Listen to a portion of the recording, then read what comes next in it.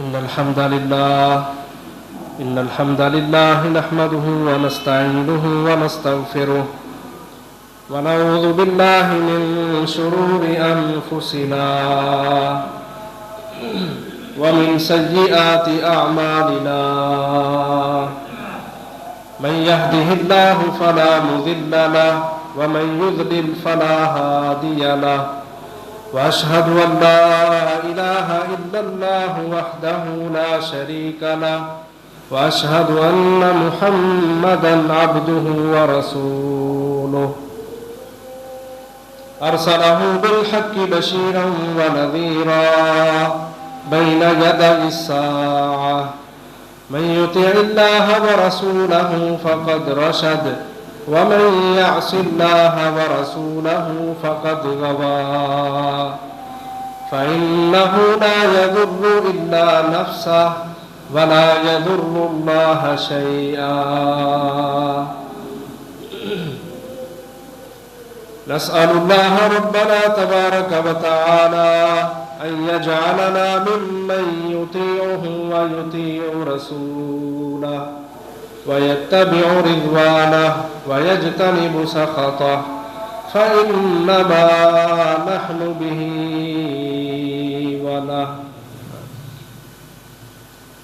يا أيها الذين آمنوا اتقوا الله حق تقاته ولا تموتن إلا وأنتم مسلمون يا أيها الناس اتقوا ربكم الذي خلقكم من نفس واحدة وخلق منها زوجها وبث منهما رجالا كثيرا ونساء واتقوا الله الذي تساءلون به والأرحام إن الله كان عليكم رقيبا يا أيها الذين آمنوا اتقوا الله وقولوا قولا سديدا يصلح لكم أعمالكم ويغفر لكم ذنوبكم ومن يطع الله ورسوله فقد فاز فوزا عظيما أما بعد فإن خير الحديث كتاب الله وخير الهدي هدي محمد وشر الأمور محدثاتها وكل محدثة بدعة وكل بدعة ضلالة وكل ضلالة في النار فقال الله تبارك وتعالى في القرآن المجيد يا أيها الذين آمنوا كتب عليكم الصيام كما كتب على الذين من قبلكم لعلكم تتقون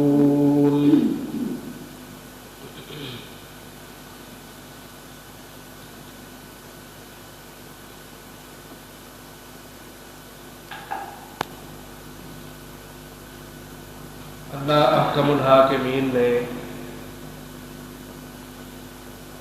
ہمارے اوپر بہت بڑا احسان کرتے ہوئے ہمیں یہ بابرکت مہینہ جس کو رمضان کا مہینہ کہا جاتا ہے یہ عطا فرمایا ہے۔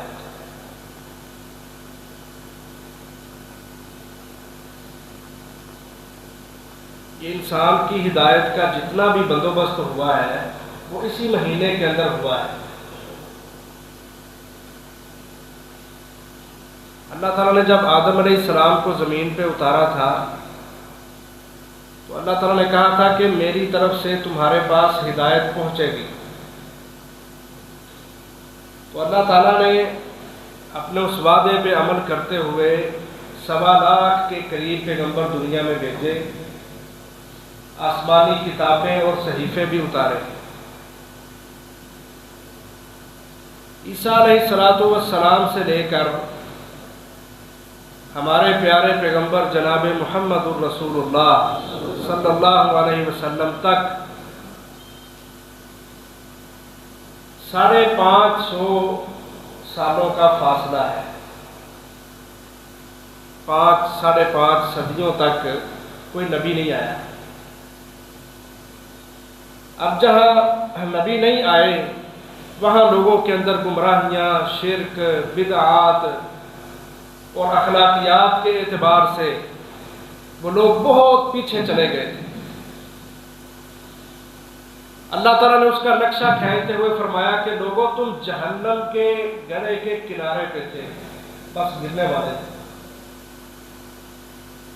उस दौर में कि जब दुनिया जहालतों के अंदर मुब्तला थी, अल्लाह ताला की रहमत ने जोश मारा और अल्लाह ने अपना आखिरी नबी मोहम्मद सल्लल्लाहु अलैहि वसल्लम हमें अता किया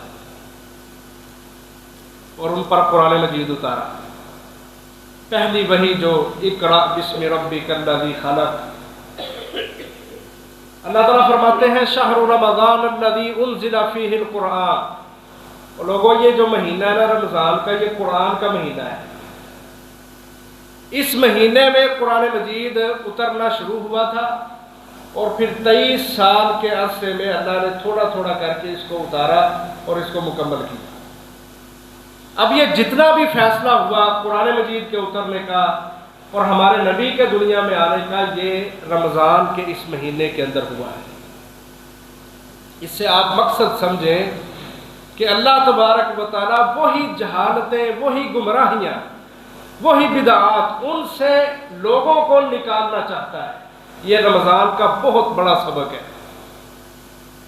आज भी देख लें आप दुनिया को, शिरक आम है, बिदअतें आम हैं, जहालतें आम हैं, नाअखलाकियात पास हैं।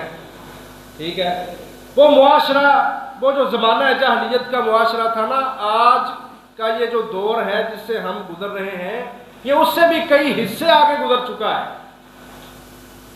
तो रमज़ान अल्लाह ने इसलिए दिया है हमें कि लोगों अपनी तरबियत कर लो, इन जहालतों से और शिरक वाले कामों से बाहर निकल। तो ये एक बहुत बड़ा मकसद है माह रमज़ान अल्लाह का हमें अता करने का, और इसकी फजीलतें बहुत ज़्यादा हैं। नबी अलैहिस्सलाम फरमाते हैं कि जहन्नम के दरवाजे बंद कर दिए जाते हैं, जन्नत के दरवाजे खोल दिए जाते हैं, और जो शयातीन है ना, जो सरकश शयातीन है, उनको भी जकड़ दिया जाता है। जो इबलीस है ना, इबलीस, उसको नहीं बांधा जाता, उसने तो क़यामत तक के लिए मोहलत ली हुई है। वो शयातीन, वो जिन जो सरकश हैं, जो वसवसे डालते हैं, जो आल वक्त इंसान के पास रह के इसको बुराई की तरफ लगाने की कोशिश करते हैं, उनको मरादातुश शयातीन कहा जाता है। उनको अल्लाह तबारक व तआला इस महीने में जकड़ देते हैं। तो मालूम हुआ कि ये जो महीना है ये बरकतों वाला, रहमतों वाला और जहन्नम से आज़ादी का और जन्नत में दाखिले का महीना है। नबी अकरम सल्लल्लाहु अलैहि वसल्लम फरमाते हैं कि रमज़ान के हर दिन और हर रात में अल्लाह तबारक व तआला इंसानों की बहुत बड़ी खेप को जहन्नम की आग से आज़ाद करते हैं। हर दिन और हर रात। ये जो लोगों में बातें मशहूर है ना, पहला आशरा रहमत का, दूसरा मगफरत का, तीसरा बख्शिश का, वो अपने पास उन्होंने बातें बनाई हुई हैं। इस तरह की कोई बात नहीं है। रमज़ान का हर दिन हर रात अल्लाह तबारक व तआला ने उसको बख्शिश वाला बनाया है, रहमतों वाला बनाया है, मगफरतों वाला बनाया है। और ये हर दिन और हर रात में अल्लाह ताला बहुत सारे लोगों को जहन्नम से आज़ाद कर देते हैं। अल्लाह ताला हमें भी उनमें शामिल फरमाए। अब ये चूंकि इबादतों का महीना है तो फिर इबादतें तो करनी ही है ना। एक होता है मामूल, वो हमारा रमज़ान से पहले चलता था।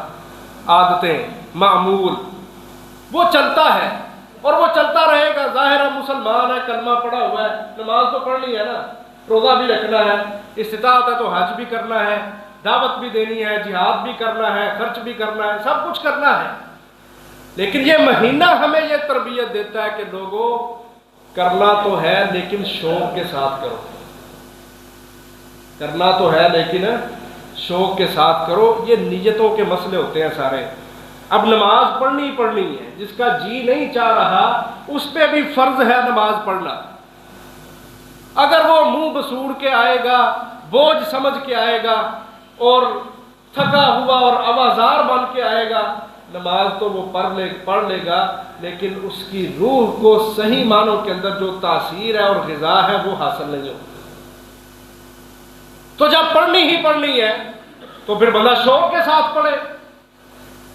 تو اس مہینے میں ہم نے بنیادی طور پر یہ تربیت حاصل کرنا ہے کہ ہم جتنی بھی عبادات کریں گے وہ چاہے اس مہینے میں ہوں چاہے اس مہینے کے گزرنے کے بعد ہوں، ہم شوق کے ساتھ، ذوق کے ساتھ، محبت کے ساتھ ان عبادتوں کو سر انجام دیں۔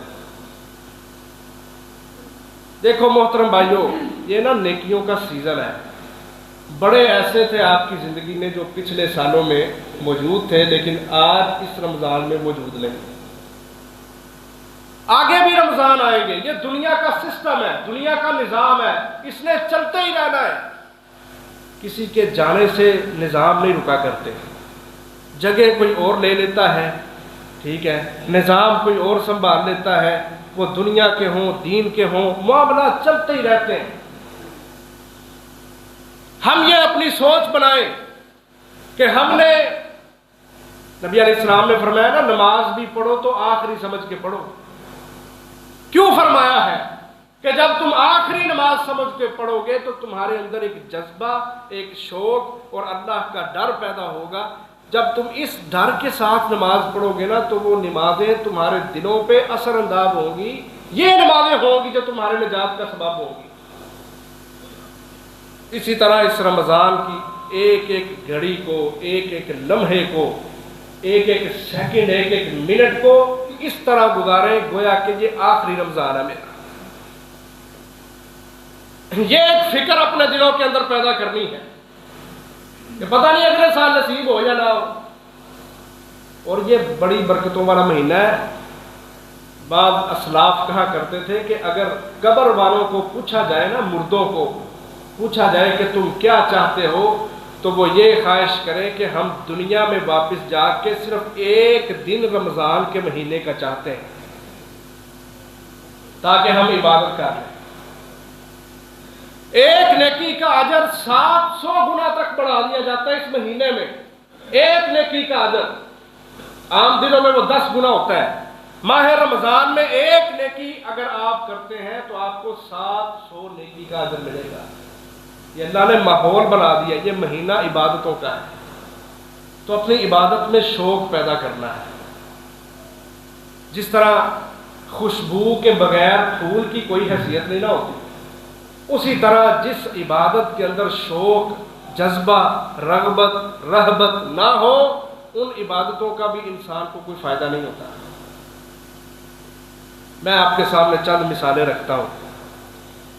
حضرت موسیٰ علیہ السلام 70 آدمیوں کو لے کے جا رہے ہیں، کہاں پہ؟ ہم اللہ کو دیکھنے کے لیے جا رہے ہیں۔ بنی اسرائیل نے کہا تھا نا کہ ہم ایمان نہیں لائیں گے جب تک ہم اللہ کو نہ دیکھ لیں، لن نؤمن لک حتی نری اللہ جہرا۔ 70 بندے تیار کیے ہیں، موسیٰ علیہ السلام اور 70 آدمی نکلے ہیں۔ موسیٰ علیہ السلام 70 آدمی کو چھوڑا اور آگے آگے چل رہے ہیں، جلدی کے ساتھ، سپیڈ کے ساتھ۔ اللہ تعالیٰ قرآن میں اس چیز کو بیان کرتے ہیں، اپنے اس نبی موسیٰ کی ایک عادت کو۔ سورۃ طٰہٰ ہے، 16واں پارہ ہے۔ کہا موسیٰ کو اللہ تعالیٰ کہتے ہیں وَمَا أَعْجَلَكَ عَنْ قَوْمِكَ يَا مُوسَىٰ، اے موسیٰ کس بات کی جلدی ہے؟ لوگ پیچھے پیچھے ہیں، تم آگے آگے۔ تو موسیٰ علیہ السلام جواب دیتے ہیں ہم اولئک علی اثری وعجلت الیک رب لترضی۔ اللہ وہ تو میرے پیچھے پیچھے آ رہے ہیں، میں اس لیے آگے آگے آ رہا ہوں تاکہ میں جلدی تیرے طرف آؤں تاکہ تم مجھ سے راضی ہو جائے۔ بات سمجھ آ رہی ہے؟ یہ شوق ہے نبیوں کا کہ رب کی رضا کے لیے وہ اپنی عبادات کے اندر اس چیز کو شامل کرتے ہیں کہ ہم جلدی کے ساتھ، شوق کے ساتھ یہ کام کریں تاکہ ہمارا رب ہم سے راضی ہو جائے۔ بڑے ایسے ہوں گے اس مہینے میں جنہوں نے ابھی زکوٰۃ نکالنی ہوگی، جنہوں نے ابھی خرچ کرنا ہوگا، اجر ان کو ملے گا، لیکن وہ سوچیں کہ کیا ہم نے پہلے ہی دنوں کے اندر، ابتدائی دنوں کے اندر ہی زکوٰۃ نکال دی ہے یا ساڑھے ہالے کھاتے نہیں سیدھے ہوں دے۔ تو یہ شوق کی بات ہے۔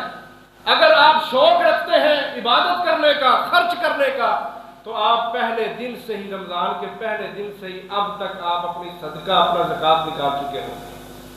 کیوں؟ کہ میں اس لیے جلدی کر رہا ہوں تاکہ میرا رب مجھ سے راضی ہو جائے۔ اسی طرح آپ دیکھیں زکریا علیہ السلام اللہ سے دعا کرتے ہیں، ربی لا تذرنی فردا وانت خیر الوارثین، اے میرے رب مجھے اکیلا نہ چھوڑیے، مجھے ایک وارث عطا کر دے، ایک بیٹا عطا کر دے، اور تو بہترین وارث دینے والا ہے۔ مفسرین لکھتے ہیں اس وقت جب حضرت زکریا نے یہ دعا کی نا، ان کی عمر 90 سال تھی۔ 90 سال عمر ہے، شاخ بھی خشک ہو چکی ہے اور بیوی بھی بوڑھی ہو چکی ہے، یعنی یہ کوئی وقت نہیں ہے اولاد مانگنے کا۔ 90 سال کے ہو چکے ہیں، لیکن اللہ تبارک و تعالیٰ نے ان کی دعا کو سنا، اور قرآن میں اللہ نے بیان کیا ہے وَوَهَبْنَا لَهُ يَحْيَىٰ وَأَصْلَحْنَا لَهُ زَوْجَهُ، کہ ہم نے نہیں دیکھا کہ اس کی عمر کتنی ہے، اللہ کو ان چیزوں سے کیا ہے، وہ تو قادر ہے، وہ جب چاہے اولاد کے ساتھ نواز دے۔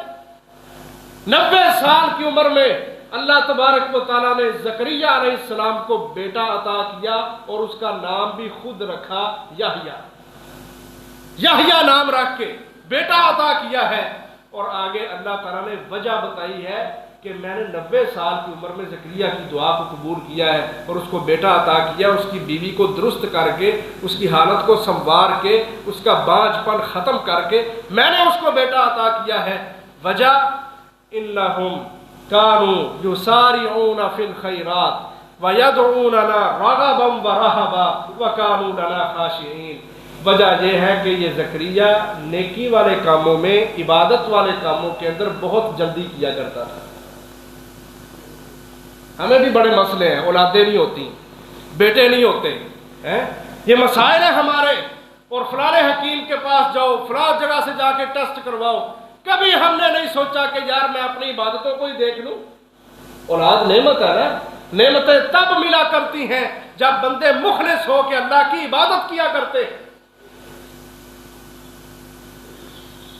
معلوم ہوا اس واقعے سے کہ اللہ تبارک و تعالیٰ جب لوگ اپنی عبادات میں شوق اور رغبت اللہ کو دکھاتے ہیں، اللہ تبارک و تعالیٰ ناممکن کو بھی ممکن بنا دیتا ہے۔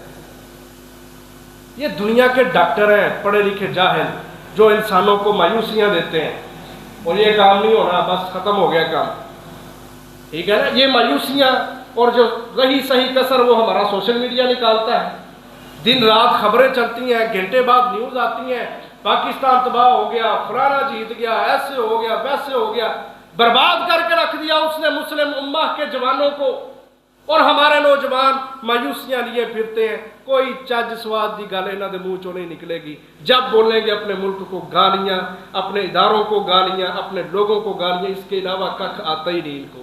اللہ سے نا امید ہو کے بیٹھے ہوئے ہیں، جس رب نے پیدا کیا ہے، جس کا کھاتے پیتے ہیں، جس کی زمین پہ رہتے ہیں، اس سے یہ نا امید ہو کے بیٹھے ہوئے ہیں کہ اس رب نے کیا کرنا ہے، جبکہ وہ رب 90 سال کی عمر میں بیٹا عطا کر رہا ہے۔ تو یہ عبادت کا جو شوق ہوتا ہے نا، اس کے ساتھ اللہ تبارک و تعالیٰ یہ نعمتیں عطا کرتے ہیں۔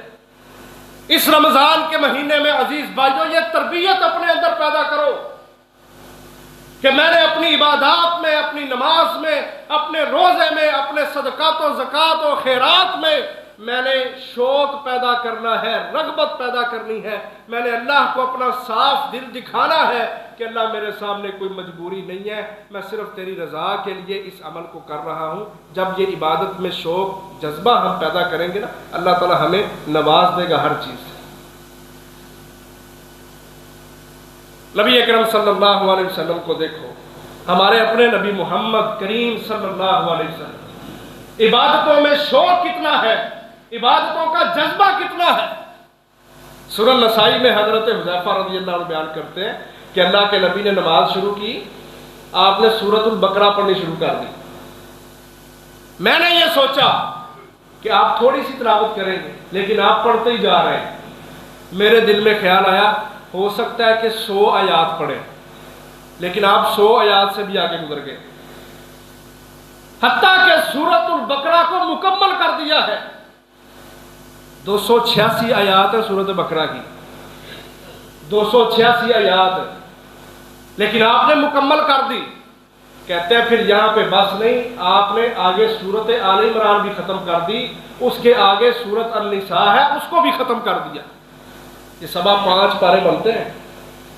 ایک رکعت کے اندر جناب محمد الرسول اللہ صلی اللہ علیہ وسلم، ان کا قیام، ان کی عبادتوں میں شوق اور جذبہ اس قدر زیادہ ہے کہ ایک رکعت کے اندر 5.25 پارے محمد الرسول اللہ نے پڑھ چھوڑے. پوچھا گیا اللہ کے نبی آپ اتنا لمبا قیام کیوں کرتے ہیں، یہ کیا مسئلہ ہے؟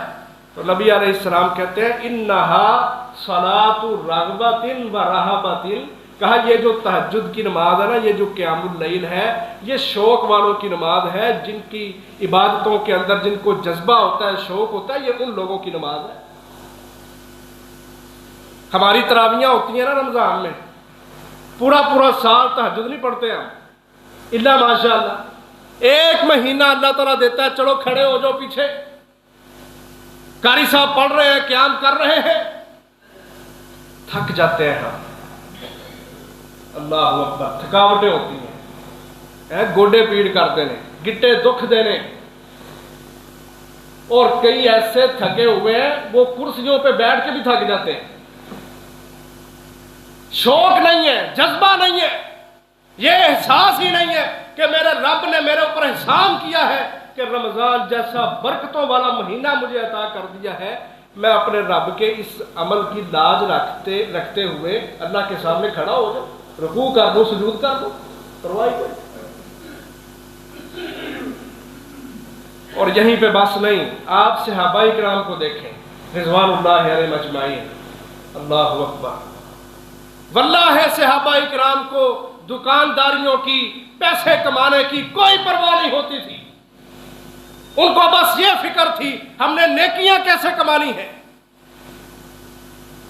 جامع ترمذی کی حدیث ہے کہ نبی علیہ السلام کے صحابہ پیچھے کھڑے ہوتے نا نماز پڑھتے ہوئے، ان کو بے ہوشی آ جاتی تھی، غشی کے دورے پڑ جایا کرتے تھے، نماز پڑھتے پڑھتے نیچے گر جایا کرتے تھے.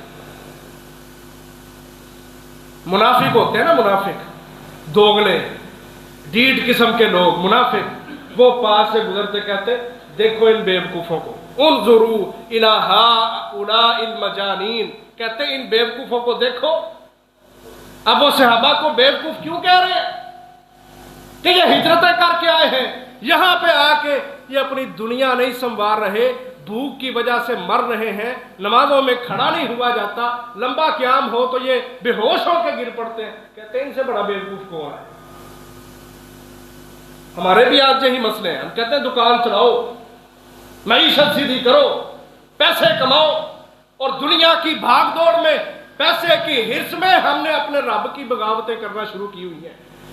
نمازیں لیٹ ہیں، رمضان کے اندر بھی روزے رکھ کے بھی نمازیں لیٹ ہیں، دکان ہی نہیں بند ہوتی. پرواہ ہی نہیں ہے کہ میرے رب نے میرے لیے سیزن ایک بنا دیا ہے، ایک مہینہ مجھے دے دیا ہے جو بڑی تیزی کے ساتھ گزر رہا ہے، میرا کیا کردار ہے. پرواہ کوئی. صحابہ کرام کا جو دور تھا نا جب وہ گر پڑتے تھے، ابھی جہاد نہیں فرض ہوا تھا، ابھی جہاد فرض نہیں ہوا تھا، ان کے پاس پیسے نہیں ہوتے تھے، مال و دولت ان کے پاس نہیں ہوتا تھا، جس کی وجہ سے بھوک تھی، فقر تھا، ضرورت مند تھے، لیکن اس سارے عمل کے باوجود اپنے رب کے ساتھ مخلص تھے. کبھی یہ نہیں کہا تھا کہ میرا پیٹ تو بھر نہیں رہا، میں اللہ کے سامنے کیسے کھڑا ہوں. انہوں نے اپنے پیٹ کی فکر نہیں کی، اللہ کے سامنے کھڑے ہوتے تھے، کھڑے ہوئے گر جایا کرتے تھے. یہ ان کا حال تھا. محترم بھائیوں، نبی اکرم صلی اللہ علیہ وسلم نے جب سنا نا کہ منافق ان کو بیوقوف کہتے ہیں، تو اللہ کے نبی نے کمال حوصلہ دیا اپنے صحابہ کو. کہا میرے صحابہ، لو تعلمون ما عند اللہ لکم لدعوتم اللہ ان یزدادکم فقرا وحاجا. جامع ترمذی کی حدیث ہے، حدیث کے لفظ ہیں. اللہ کے نبی ان کمزور صحابہ کو حوصلہ دیتے ہوئے کہتے ہیں اگر تم جان لو کہ تمہارے رب نے تمہارے لیے اس عمل کے بدلے کیا اجر تیار کیا ہے تو تم اللہ سے دعائیں کرو کہ اللہ ہمارے فقر کو، ہماری ضرورتوں کو اور زیادہ کر دے۔ بات سمجھ آئی ہے؟ ہم مانگتے ہیں ہماری ضرورتیں پوری ہو جائیں۔ کہا اگر تم جان لو کہ جنت میں تمہارے لیے کیا کچھ اللہ نے تیار کیا ہے تو تم یہ دعا کیا کرو کہ اللہ ہمارے فقر لمبے کر دے، ہماری بھوک لمبی کر دے۔ ہم بھوک کو برداشت کر کے، بے ہوشیاں برداشت کر کے اللہ تیرے سامنے کھڑا ہونا چاہتے ہیں، کیونکہ اللہ نے جنت میں ہمارے لیے بڑا کچھ تیار کیا ہے۔ ہماری سوچ کا دائرہ جنت تک پہنچتا ہی نہیں ہے۔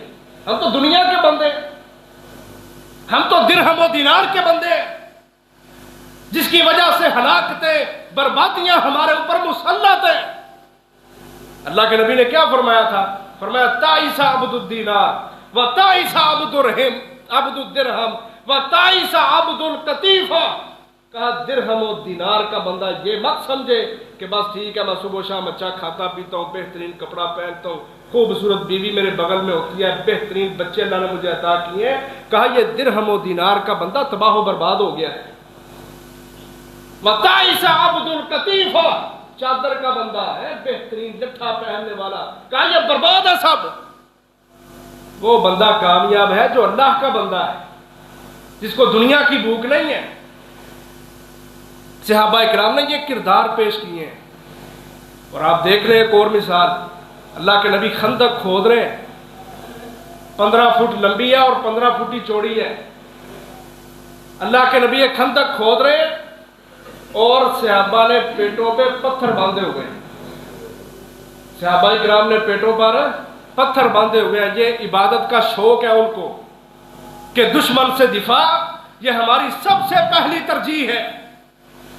ہم نے اپنی دنیا میں سب سے پہلی ترجیح بنایا ہے اپنی دکانوں کو، اپنے پلازوں کو، اپنی فصلوں کو، اپنے پیسوں کو، جس کی وجہ سے ہم دنیا میں ذلیل ہو رہے ہیں۔ صحابہ اکرام نے سب سے پہلی ترجیح جو رکھی تھی وہ آخرت تھی۔ کفر سے اپنا بچاؤ کیسے کرنا ہے، دنیا میں کامیابیاں کیسے حاصل کرنا ہے، جنت کو کس طرح حاصل کرنا ہے، صحابہ کی اولین ترجیح یہ ہوا کرتی تھی۔ پیٹوں پہ پتھر باندھے، کسی صحابی نے شکایت ہی نہیں کی اللہ کے نبی کیا حال ہوا ہمارا، پرواہ کوئی نہیں۔ جانوں کو قربان کیا ہے، بھوک پیاس کو برداشت کیا ہے، پتھر باندھ کے اپنے پیٹوں پہ گزارا کیا ہے، اور خود ہمارے نبی محمد صلی اللہ علیہ وسلم نے اپنے پیٹ پہ 2 پتھر باندھے ہوئے۔ یہ ایک جامع کردار ہے صحابہ کا، لیکن جو عبادت ہے جہاد والی اس کو احسن طریقے کے ساتھ سر انجام دے رہے ہیں۔ کوئی پرواہ نہیں ہے مجھے بھوک پیاس کی، پتھر باندھے، دنیا کیا کہے گی، ٹینشن ہی نہیں ان چیزوں کی۔ اور دیکھ لو اللہ تعالیٰ نے ان کو کتنے انعامات دیے۔ اللہ اکبر، وہ دنیا کے کامیاب لوگ، دنیا کے رہنما لوگ، دنیا کو لیڈ کرنے والے لوگ، اللہ نے کہہ دیا جو ان جیسا ایمان لے کے آئے گا نا وہ بچے گا، جس کا ایمان صحابہ جیسا نہیں ہے اس کی کوئی بچت نہیں ہے۔ یہ نمونہ ہے تمہارے لیے، یہ لوگ اس طرح کا ایمان لے کے آؤ۔ یہ مثالیں ہیں محترم بھائیوں کہ عبادتوں کے اندر شوق تھا، ان کو جذبہ تھا صحابہ کے اندر۔ اور پھر یہیں پہ بس نہیں، حضرت عمر رضی اللہ عنہ، صحیح بخاری میں حدیث ہے، 3700 نمبر حدیث ہے، فجر کے وقت حملہ ہوا حضرت عمر پہ، جو مجوسی نے خنجر مارا تھا حضرت عمر کو رضی اللہ عنہ۔ اب حضرت عمر نماز کی حالت میں خنجر لگا ہے، پیچھے ہوتے ہوتے حضرت عبد الرحمن بن عوف کو آگے کیا کہ وہ نماز پڑھائے۔ وہ نماز پڑھا رہے، حضرت عمر بے ہوش ہو کے گر پڑے۔ نماز مکمل ہوتی ہے، حضرت عمر کو گھر لے جایا جاتا ہے۔ تھوڑی دیر بعد حضرت مسور بن مخرمہ رضی اللہ تعالیٰ عنہ وہ آتے ہیں، آگے کہتے ہیں یا اصحاب رسول اللہ صلی اللہ علیہ وسلم اصلی عمر، کہتے ہو نبی کے ساتھیوں، نبی کے صحابہ کہ مجھے بتاؤ کیا عمر نے نماز مکمل کر دی تھی؟ تو کچھ صحابہ کہتے ہیں وہ بے ہوش پڑے ہیں، کیسے وہ نماز مکمل کرتے؟ تو حضرت مسور بن مخرمہ کیا کہتے ہیں؟ کہتے ہیں میں امیر المومنین کو جانتا ہوں. کہتے ہیں یاد رکھو جب ان کو ہوش آئے گی نا، ان کو سب سے پہلے یہ بتانا کہ اے امیر المومنین آپ کی نماز مکمل نہیں تھی ہوئی، آپ کی نماز رہ گئی ہے. انہوں نے کہا اس کی کیا وجہ ہے؟ کہا اس کی وجہ یہ ہے کہ عمر کو جب پتا چلا نا کہ میری نماز رہ گئی ہے، اس کو اتنا دکھ اس بات کا نہیں ہونا کہ مجھے خنجر لگا ہے، اس سے کہیں زیادہ دکھ عمر فاروق کو اس بات کا ہوگا کہ میری نماز رہ گئی ہے. یہ شوق ہے صحابہ کے، انہوں نے اپنے آپ کو عادی بنایا ہے نمازوں کا، عبادات کا. شوق اور جذبہ ان کے اندر اس قدر زیادہ ہے. اور یہیں پہ بس نہیں، آپ صحابہ کی زندگیاں پڑھیں. جب وہ خود ایسے تھے تو انہوں نے اپنے شاگردوں کی بھی پھر ایسی ہی تربیت کی ہے. سید التابعین امام سعید بن مسیب رحمہ اللہ، اللہ اکبر، جلیل القدر تابعی ہیں. تابعی وہ ہوتا ہے جو صحابی کا شاگرد ہو. کہتے ہیں کتابوں میں لکھا ہوا ہے، کہتے ہیں 40 سال، امام ذہبی کی کتاب ہے سیر اعلام النبلاء، کہتے ہیں میری زندگی کے 40 سال ایسے گزرے ہیں کہ مؤذن مسجد میں اذان دیتا تھا اور میں اس کی اذان کے وقت مسجد میں موجود ہوتا تھا. ہر نماز کے وقت 40 سال کا عرصہ ایسا گزرا ہے میری زندگی میں، 5 نمازوں کے وقت مؤذن اذان دینے کے لیے آتا تھا، میں مسجد میں پہلے موجود ہوتا تھا. ہمارے اندر ہے یہ جذبہ. ہم تو عین وقت پہ آتے ہیں، جب ہم دیکھتے ہیں نا 2 منٹ رہ گئے پھر ہم مسجد میں پہنچتے ہیں اور جماعت کے ساتھ نماز پڑھ کے ہم سمجھتے ہیں بڑا تیر مار دیا ہم نے. یہ دیکھو زندگیاں انبیاء کی، صحابہ کرام کی، تبع تابعین تابعین کی، ان کی زندگیاں پڑھ کے دیکھیں آپ کس قدر شغف اور شوق ہے ان کو عبادتوں کا. دنیا کی پرواہ نہیں، دنیا جاتی ہے چلی جائے، یہ حقیقت ہے. اس دنیا کی نا سب سے بڑی حقیقت یہ ہے، یہ جو دنیا جس میں ہم جی رہے ہیں کہ یہ دنیا فانی ہے، یہ دھوکہ دینے والی ہے. اس کا دھوکہ کیا ہے؟ ذرا ایک مثال سے آپ سمجھیں کہ بندہ ساری زندگی محنت کرتا ہے، پیسے کماتا ہے، جب وہ کچھ کرنے کے قابل ہوتا ہے نا موت آ جاتی ہے. یہ ہے دھوکہ اس دنیا کا. جس نے محنت کی ہے، جس نے خون پسینہ بہایا ہے اور اب کچھ کرنے کے قابل ہوا تھا، کوئی الگ رہائش بنانے کے لیے، کوئی بیوی بچوں کا کچھ سوچنے کے لیے، تو سامنے موت آ کے کھڑی ہوئی ہے. اب یہ کیا کرے؟ محدثین کہا کرتے تھے لوگوں، اگر یہ پوری دنیا کسی انسان کے پاس ہو اور اس سے 2 گنا، یعنی اس طرح کی 2 دنیا اور اس کے پاس ہو، اور اس کے پاس موت کا فرشتہ آ کے کھڑا ہو، تو یہ 3 دنیا جو اس کو ملی ہیں یہ کس کام کی ہے کسی کام کی؟ یہ دنیا کی حقیقت اللہ نے قرآن میں ہمیں بتائی ہے. وَمَا الْحَيَاةُ الدُّنْيَا إِلَّا مَتَاعُ الْغُرُورِ. اور لوگوں یہ دنیا دھوکہ ہے، دھوکہ دینے والی ہے. تم بڑی محنت کرو گے، بڑا خون پسینہ بہاؤ گے، بڑا اس کو کماؤ گے، لیکن بالآخر جب تم کچھ کرنے کے قابل ہوگے تو یہ موت تمہیں آ کے لے جائے گی. یہ دنیا بہت بڑا دھوکہ تمہیں دینے والی ہے. اللہ کرے ہمیں یہ حقیقت سمجھ آ جائے. اور جب بندہ اپنی خواہشات کو قربان کرتا ہے نا، پھر عبادت کا جذبہ اس میں پیدا ہوتا ہے. اب ہماری خواہش کیا ہے؟ اب میری بات کو محسوس نہ کرنا، معذرت کے ساتھ صرف حقیقت بیان کرنا چاہتا ہوں کہ ہمارے جو بازاری لوگ ہیں، یہ مطلب جن کی دکانیں ہیں بازاروں کے اندر، تاجر طبقہ جو ان سے، اب ان کی زبانوں پہ پتہ کیا باتیں ہیں؟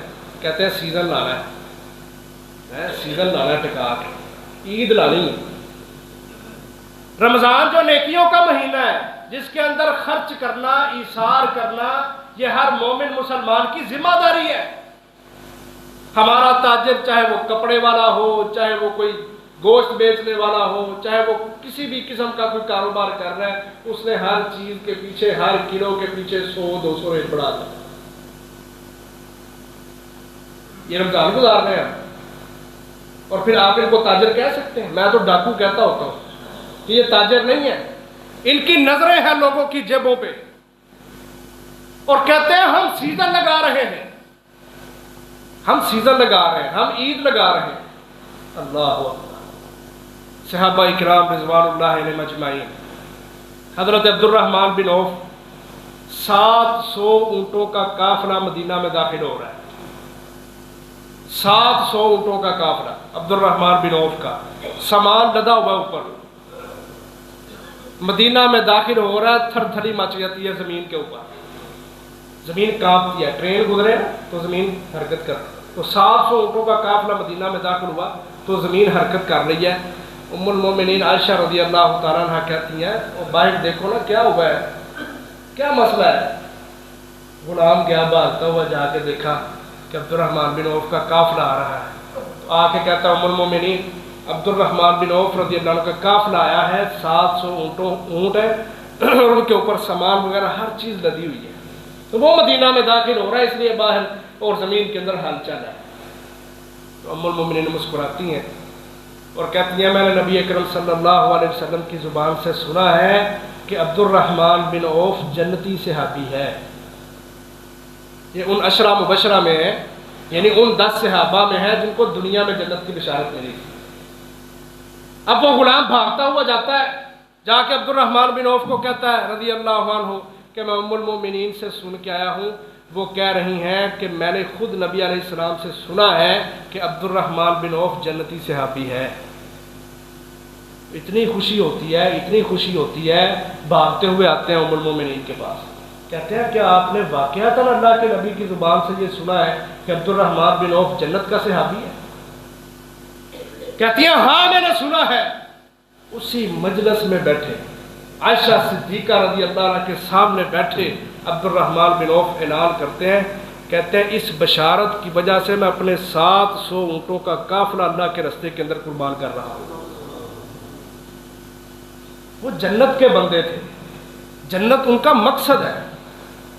हमें भी ये बिशारतें हमारे लिए भी है ना कि खर्च करोगे तुम्हें जन्नत मिलेगी, है ना बिशारतें, और हमें पता भी है हम खर्च करें तो हमने जन्नत लेनी है, लेकिन इसके बावजूद यकीन नहीं है, बेहिस्सी है, नाउमीदी है, मायूसियां है। अल्लाह ने कहा है, उसके रसूल ने कहा है, फिर भी हमें सिदक ही नहीं आ रहा कि खर्च करने के बदले अल्लाह जन्नत देगा। सहाबा इकराम ने इस हकीकत को जान लिया था कि ये दुनिया फानी है, ये आर्जी है, इसमें जो कुछ भी है अल्लाह ने ही दिया है, और अल्लाह जब हमसे मांगे तो हमें देर नहीं करनी चाहिए। वो दुनिया के बंदे नहीं थे, वो जन्नतों के सौदागर थे। और मोहतरम भाइयों, ठीक है तुम छोटी छोटी तिजारतें करते हो, छोटी छोटी दुकानें हटियां डाल के बैठे हुए हो, अल्लाह ताला तुम्हें इसमें भी बरकत दे, लेकिन सबसे बड़ी जो चीज है जन्नत, उसका भी सौदा करो अपने रब से। ये रमजान कुर्बानियां मांगता है, ये इताअत मांगता है, ये फर्मा बरदारी मांगता है। ये रमजान जो बंदा इखलास के साथ गुजार लेता है, उसकी पूरे साल की तरबियत अल्लाह तबारक व तआला कर देते हैं। और अल्लाह को यही मकसूद है।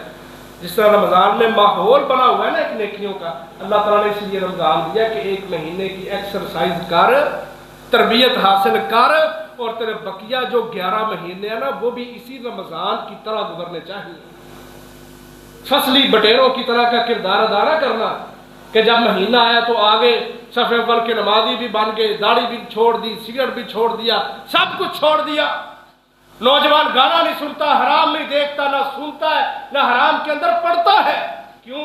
कि मैंने रोजा रखा होगा, रोजे का एहतराम है। अल्लाह के नबी फरमाते हैं जुबान से बुरी बात भी नहीं कहनी, बुरी बात भी नहीं कहनी, शोर भी नहीं करना।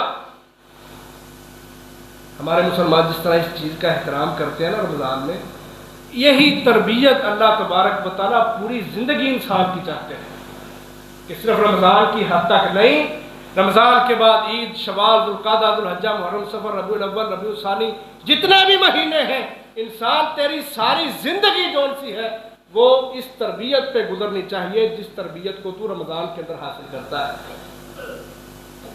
और फिर रमजान का फायदा है। वगरना एक आखिरी हदीस सुनाता हूँ। अल्लाह के नबी फरमाते हैं बड़ा ही बदनसीब है वो बंदा। और एक रिवायत में लफ्ज़ आते हैं कि अल्लाह के नबी मिंबर पे चढ़ रहे हैं तो आपने मिंबर पे चढ़ते चढ़ते पाँव रखा और कहा आमीन। दूसरी सीढ़ी पे पाँव रखा, फिर कहा आमीन। तीसरी सीढ़ी पे पाँव रखा, फिर कहा आमीन। अल्लाह के नबी जो तीसरी सीढ़ी है ना, यहाँ पे खड़े होकर खुतबा देते थे। جب ابو بکر کا دور آیا تو وہ دوسری سیڑھی پہ ہو گئے احتراماً، حضرت عمر تیسری پہ ہو گئے احتراماً، حضرت عثمان زمین پہ کھڑے ہونے لگے تو کہتے ہیں کہ میرے بعد جو آئے گا پھر وہ زمین میں گڑھا کھودے گا، تو وہ ممبر کی پہلی سیڑھی پہ کھڑے ہو گئے. اس وجہ سے آج تک ممبر کی پہلی سیڑھی پہ کھڑا ہو کر خطبہ دیا جاتا ہے. تو اللہ کے نبی نے تینوں سیڑھیوں پہ چڑھتے ہوئے آمین کہا. بعد میں صحابہ کرام نے پوچھا اللہ کے نبی پہلے تو کبھی ایسے نہیں ہوا کہ آپ ممبر کی سیڑھیاں چڑھے اور آمین آمین آمین، یہ تو کبھی نہیں ہوا. تو اللہ کے نبی فرماتے ہیں میرے پاس جبرائیل آئے اور انہوں نے آ کے کہا بد نصیب ہے وہ بندہ، اللہ کی لعنت ہے اس بندے پر.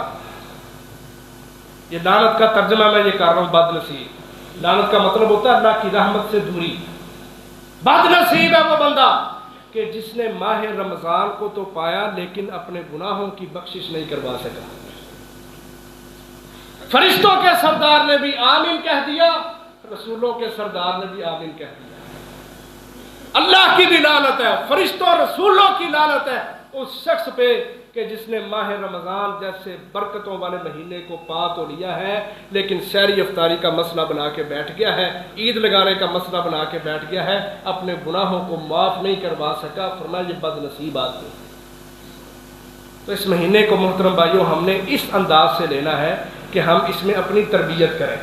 اپنی عبادت جو ہم کرتے ہیں نا، روزہ بھی ایک بہت بڑی عبادت ہے، سارا دن روزے میں ہوتا ہے. پھر اسی طرح نمازوں کی پابندی کریں اور اپنی زبان کا درست استعمال کریں، کیونکہ زبان کے غلط استعمال کی وجہ سے بھی روزے کا فائدہ نہیں. نبی اکرم صلی اللہ علیہ وسلم فرماتے ہیں من لم یدع قول الزور والعمل به فلیس للہ حاجۃ فی ان یدع طعامہ وشرابہ. کا جس نے روزہ رکھ کے بھی جھوٹ بولنا نہیں چھوڑا، زبان کا اسی طرح غلط استعمال کر رہا ہے، غیبتیں چگلیاں جگتیں سب کچھ کیے جا رہا ہے، اللہ تعالیٰ کو اس کے بھوکا پیاسے رہنے کی کوئی پرواہ نہیں. فرمایا رب صائم لیس لہ من صیامہ الا الجوع. کتنے ہی روزے دار ایسے ہیں جن کو سوائے بھوک کے کچھ حاصل نہیں ہوتا. تو ہم نے ایسے لوگوں میں اپنا شمار نہیں کروانا. سارا دن ہمارا عبادت میں گزرتا ہے. نمازوں کی پابندی کریں، کثرت سے صدقہ خیرات کریں، تربیت یہ لے کہ مجھے اللہ تبارک و تعالیٰ نے یہ رمضان دیا ہے جو بخششوں کا مہینہ ہے، میں نے کوشش کر کے محنت کر کے اپنے گناہوں کو معاف کروانا ہے انشاءاللہ. ہماری زندگیوں میں بڑے رمضان گزر چکے ہیں. جس کی کوئی 30 سال عمر ہے نا، یہاں 30 سال والے بھی بیٹھے ہوں گے، 20 والے بھی ہوں گے، ان کے اتنے رمضان گزر گئے ہوں گے. تو میں تو نہیں کہتا، پھر آپ کہیں گے سخت بولتا ہے. آپ اپنے گریبان میں خود جھانک لیں کہ کیا میں نے کوتاہیاں چھوڑ دی ہیں؟ میں نے سگریٹ حقے نشے تمباکو چھوڑ دی ہیں؟ میں نے داڑھی منڈوانا چھوڑ دی؟ رمضان تو پہلے بھی آیا تھا نا. جس کی 20 سال عمر ہے اس کی زندگی میں 20 سال آ گیا رمضان. جس کی 50 ہے اس کی زندگی میں 50 سال رمضان کے آ گئے ہیں. تو ہم ذرا سوچیں پہلے بھی رمضان میں نے گزارے ہیں تو کیا میں نے تبدیلی پیدا کی ہے؟ یہ سوالیہ نشان میں آپ کے دماغوں میں چھوڑ کے جا رہا ہوں. اس کو مثبت انداز سے سوچ کے اپنی تربیت کریں محترم بھائی. یہ گزر جانا ہے اور پھر پتہ نہیں نصیب ہونا ہے یا نہیں. تو اپنی تربیت کر لینا، خود کو ٹھیک کر لینا، اپنی اصلاح کر لینا، اپنے دلوں کو درست کر لینا. جن امور سے ہم نفرت کرتے ہیں جبکہ اللہ کو اور رسول اللہ کو وہ بڑے پسند ہیں، ان امور کو چھیڑنے سے بعد آ جائے محترم بھائی. یہ سبق ہے. وگرنہ اگر روزہ رکھ کے بھی داڑیاں بھی منڈوانی ہیں، حقے بھی ٹکا کے پینے ہیں، اور غیبتوں چگلیوں کی مجلسیں بھی سجانی ہیں، اور فلانے کی زمین پہ کیسے قبضہ کرنا ہے، فلانے کے اوپر کیسے ڈاکہ مارنا ہے، بیوی نو کیویں کھچ کے رکھنا ہے، تو بیوی سوچے بندے نو کیویں کھچ کے رکھنا ہے. تو محترم بھائیو رمضان گزارنے کا کوئی فائدہ نہیں ہے. رب صائم لیس لہ من صیامہ الا الجوع. بڑے ہی روزے دار ایسے ہیں جن کو بھوک کے علاوہ اور کچھ حاصل نہیں ہوتا. اللہ تعالی ہمیں اپنی اصلاح کی توفیق دے. اگلا جمعہ انشاءاللہ غزوہ بدر جو اسی ماہ رمضان کے اندر ہوئی تھی 17 ہجری میں، اس کے اوپر انشاءاللہ ہم بات کریں گے. اللہ تعالی ہمیں اس رمضان کی برکتوں کو، ریاضتوں کو، رحمتوں کو سمیٹنے کی توفیق عطا فرمائے. وآخر دعوانا ان الحمد للہ رب العالمین.